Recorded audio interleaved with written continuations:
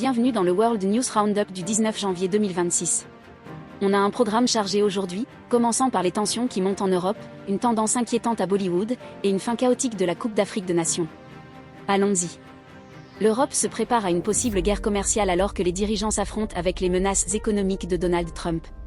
L'Union européenne envisage de déployer son nouvel instrument anti-coercition, ou ACI, pour faire face à ce qu'elle considère comme une trop grande intervention américaine, notamment en matière d'étalons européens, protection des données, gouvernance de l'IA, responsabilité des entreprises.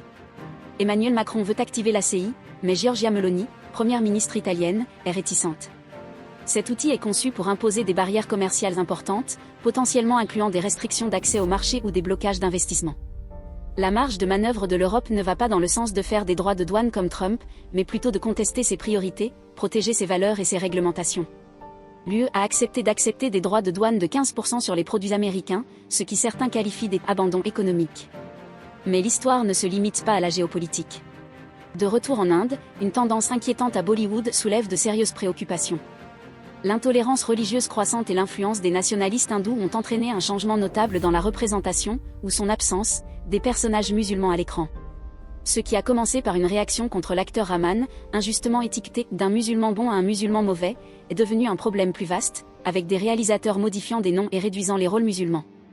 Les critiques soulignent une limitation de la liberté créative, en référence à des représentations plus diverses antérieures, tout en soulignant la pression croissante exercée sur les célébrités musulmanes, incluant des appels au boycott et des accusations de djihad amoureux.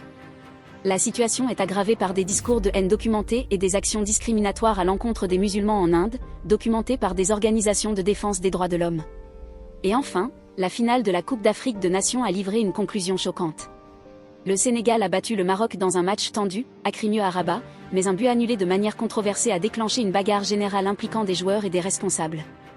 La décision de l'arbitre Jean-Jacques Ndala d'annuler le but apparent du Sénégal en raison d'une faute du défenseur marocain Achraf Hakimi a provoqué la colère, entraînant la condamnation du président de la FIFA Gianni Infantino des scènes pitoyables et des menaces de contrôle potentiel de l'arbitrage. Malgré le chaos, le Sénégal a finalement réclamé le championnat, sa deuxième victoire, dans un moment de victoire surprenante, et quelque peu troublante.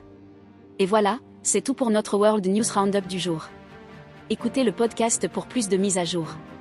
N'oubliez pas de vous abonner et de nous laisser un commentaire.